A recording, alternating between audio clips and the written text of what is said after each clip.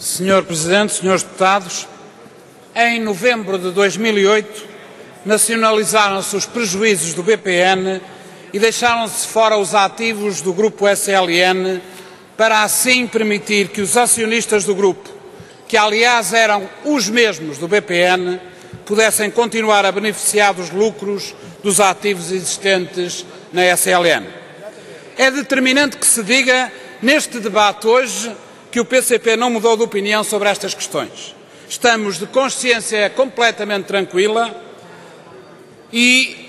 relativamente a todas as nossas posições e relativamente a todas as nossas votações sobre a questão do BPN.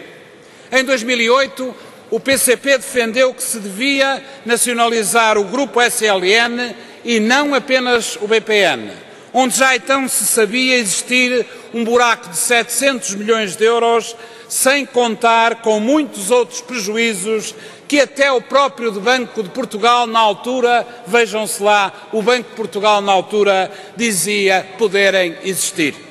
Em 2008, o PCP defendeu a nacionalização do Grupo SLN, que detinha a 100% o BPN, para que os seus ativos pudessem pagar o buraco da gestão danosa e criminosa da elite política, organizada e comandada por Oliveira Costa, secretário de Estado de Cavaco Silva e, como todos devem saber e não podem agora esquecer, apoiante e financiador da campanha presidencial do atual Presidente da República em 2006.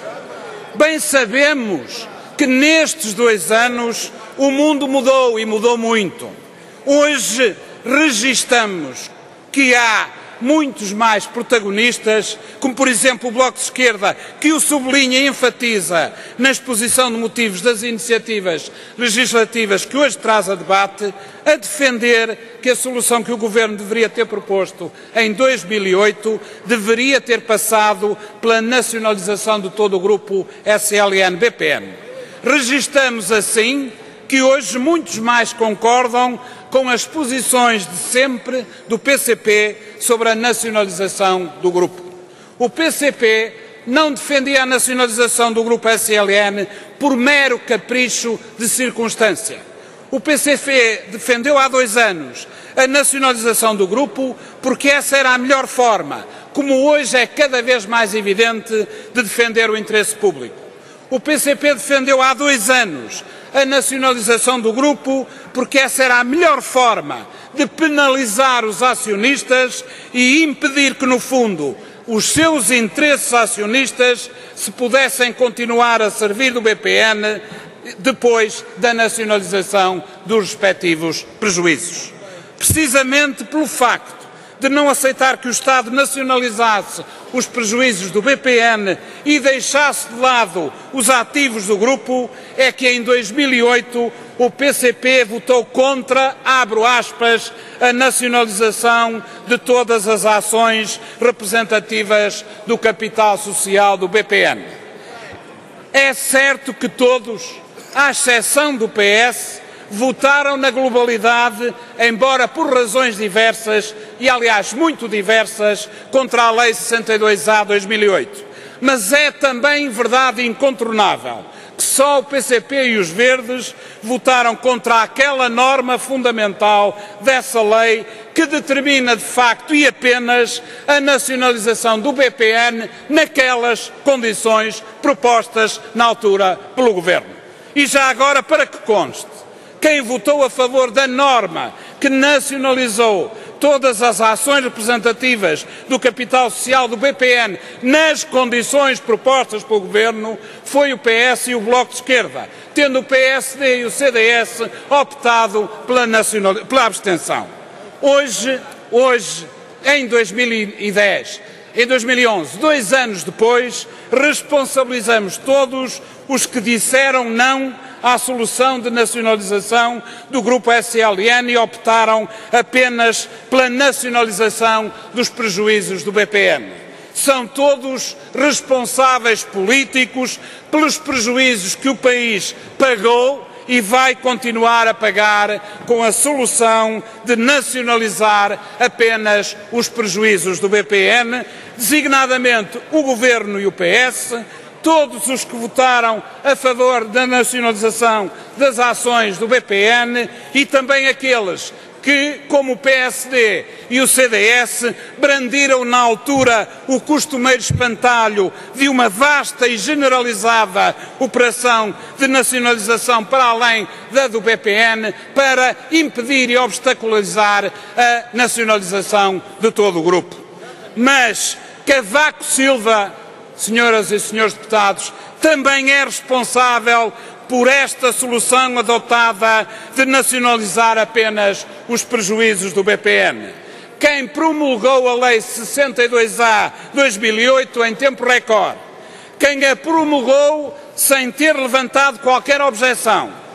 sem a ter devolvido à Assembleia da República ou vetado, quem promulgou a lei proposta pelo Governo, aceitando liminarmente a solução proposta, traduzindo assim o pleno acordo com ela, é também responsável político pelo buraco financeiro que o país pagou e é responsável político também